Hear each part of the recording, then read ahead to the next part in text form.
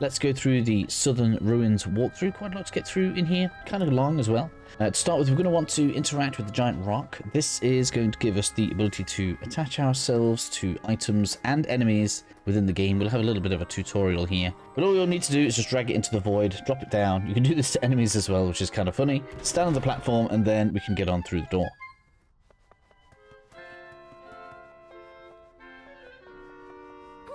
Also through the door, we're going to want to interact with the rock that's directly ahead of us. And then we can pull that rock, put it into the gap that is in the water pool.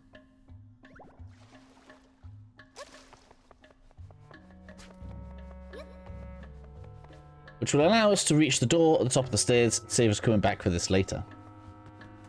I'm going to use our new attachability on the chest to pull that out. So we can get the butter from the chest.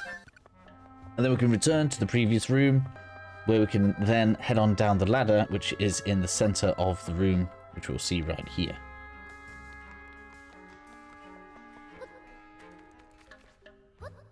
We're going to want to make our way to the right. You can see that we have the spiders. These will attack you when you get on the webs, but if we can get across and then start spawning out plenty of enemies, that's going to be good. Bats work well whilst they are on their webs, but you want something that attacks a little bit lower when they're on the ground. So we're going to go ahead and use the snakes here to make sure that we deal with the spider. These are pretty useful as we can use the webs that these spiders create as our own little personal ladders when we're in dungeons, so definitely worth picking one of these up.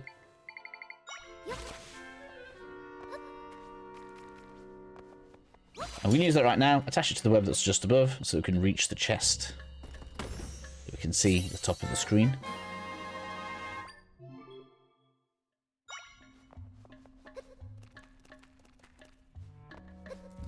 With the dungeon map, we can now make our way through the rest of this particular screen. Be quick on this one, because as you can see, the spider is not exactly slow, and it will try to attack you if you get too close, so we've got to be careful about that.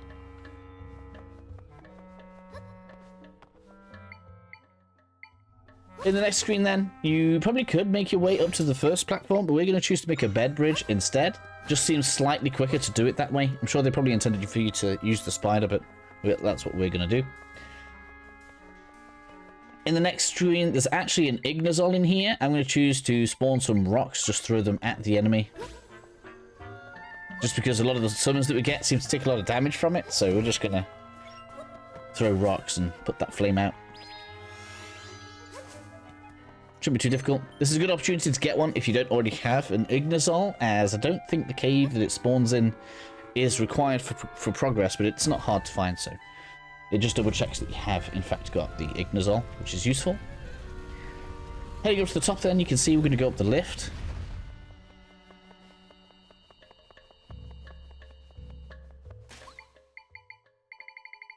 And up the top of these stairs, we're going to find one of the night enemies. The P-Hat, which we got much earlier, is actually very strong here. It puts this down real easy. It keeps it pretty much pinned and staggered, as you can see in the corner. We're going to wait for it to actually be defeated, because we do want to get this as a summon, because why not? Now we can use whatever you want to get on over the barrier, so that we can progress to the next room. I'm just going to smash some pots right here. Going down the ladder. So this is a fire puzzle in here. Well, we just got given the Ignazol, so we don't need to do anything difficult. We just need to put Ignazol in contact with the brazier you can see just there. Next up, we're going to pull the rock off and drop it down the gap so that we can jump over, head on up the ladder. And then we just need to throw an Ignazol at the boxes. And if you're in a rush, you kind of want to get through this quick, we can get back to the door, wait for the boxes to be set on fire, and then once that reaches the brazier on the left, the door will open for us, allowing us to continue.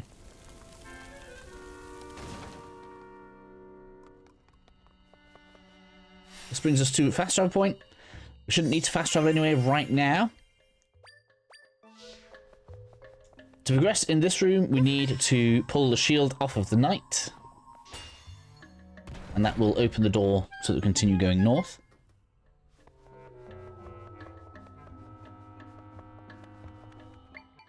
Brings us to a room full of bats. Probably best to spawn your own bats in here, or keys as they're called. But realistically, we're going off to the left first because we want to go grab some loot. We can use the spider to climb. And then what we're going to do is we're going to construct beds to save us having to go down and then back up again. So we can get across to the loot.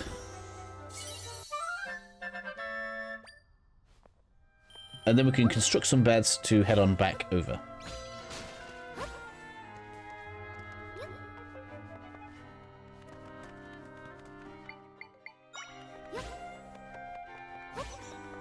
There are more knights here if you didn't happen to get the summon from before.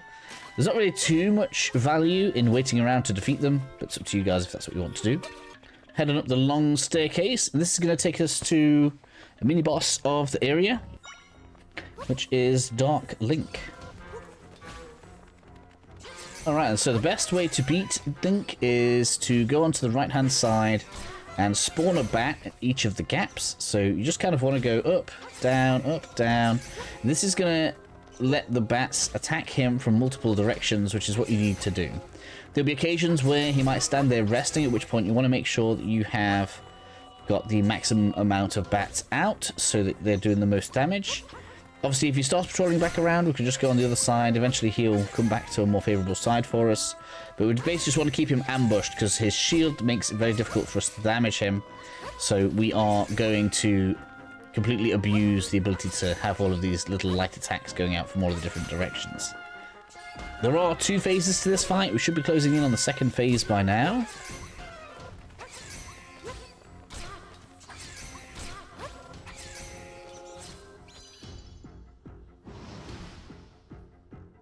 Into the 2nd phase, not much really changes for us. He does have more damage and he's now able to do the spin attack, but the strategy remains the same. He's still got his shield, so we still have to try and get around his shield, which means we are going to attempt to just keep on spawning the bats from different directions. If you do happen to take a lot of damage, you can obviously go ahead and spawn a bed up on one of the upper platforms. That way it takes him a bit longer to get to you if he does happen to see you. Snakes just don't do any... I don't know why I tried using snakes here. It just really doesn't do too much for us. So just keep on spawning those bats, and Dark Link will be dealt with in no time. With Link defeated, then can pick up his sword. After a quick explanation, we can chop our way through the barrier and head on down the ladder. In this next screen, we want to get off this first platform here and break our way through the pots. Drop off. Use a spider so that we can get the little tiara thing. We don't have anything else right now, so you could put it on. I'm not going to bother. It just gives us additional hearts from enemies. I am not so bothered about that. Drop our way down. Attach the rock. And then make your way over however you see fit.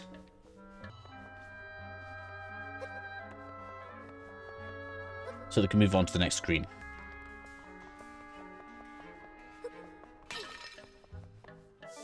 Not exactly tons in this one. We're going to take a left turn here, though.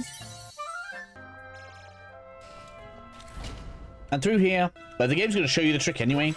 When it comes to fighting these, just attach yourself to the head. Pull it off. Bit vicious, you might say.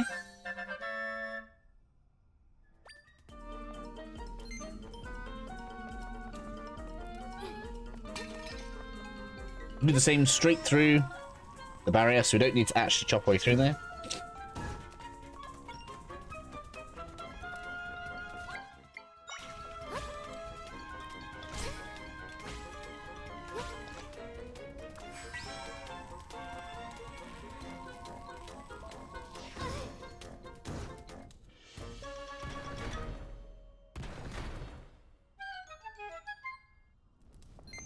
With all 3 down, can move through to the left again.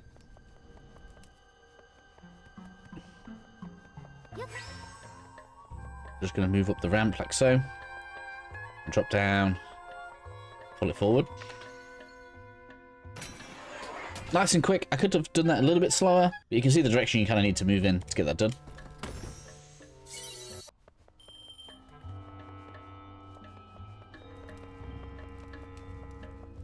Moving into the next room then. This is kind of where the game demonstrates to you that you can do this.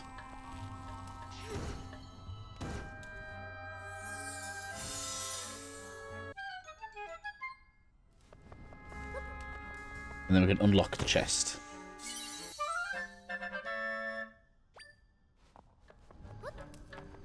Move back to the middle room. Shouldn't take us too long to just walk on over. We now have the key for the door directly across from us. We'll grab this guy. Move around. And that lines up nicely. Down through the next ladder.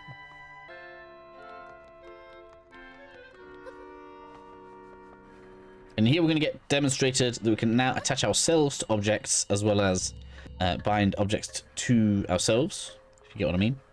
You'll see in the next screen. So what's telling us is if we target this and attach, we can hold R, and now instead of it following our path, we are following its path. Get ready for lots of timing type shenanigans as we continue progressing through the dungeon. A little bit of patience is going to be required, I'm afraid.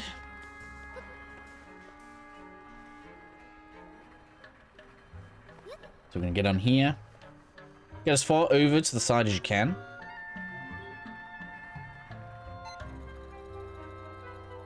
As soon as it's over, let's go.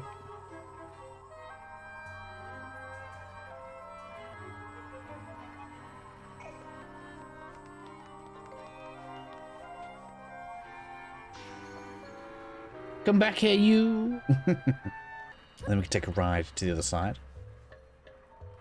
Just takes a bit of time.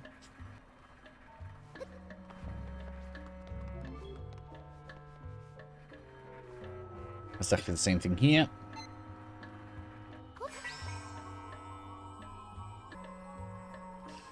No tricky shenanigans at all. Let's move to get some extra rupees. Then we can use the platform to make our way back over to the left.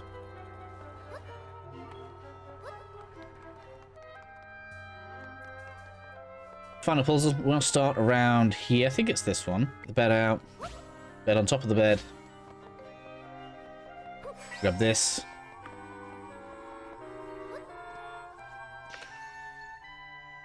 And that will unlock for us the boss key.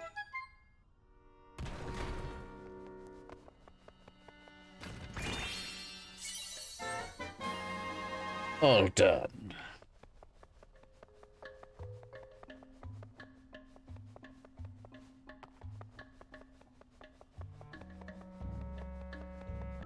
Make sure you're all healed and ready for the boss. We're gonna make our way into there now.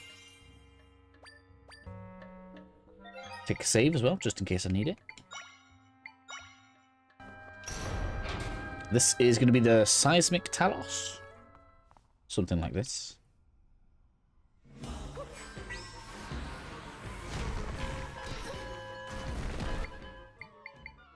And then as you can see, all we need to do is grab hold of the orb under its body, and then we're going to let the snakes destroy it. Now, if you want to speed this up, you can go into Link mode as well. Get all of the damage on there.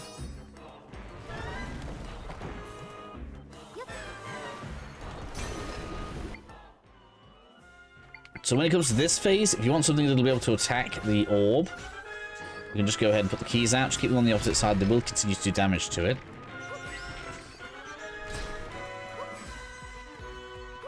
Can be difficult to line up. Whoops.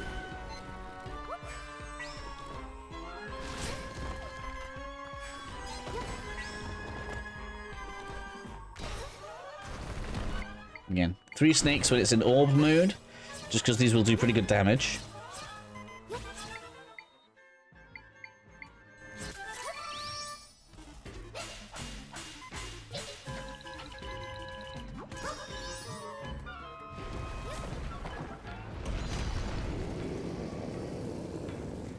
Alright, and this one should actually be over pretty quick, because all we need to do is wait for it to do its front slam.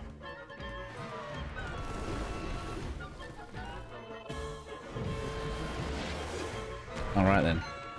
Grab that, pull it out. Snakes.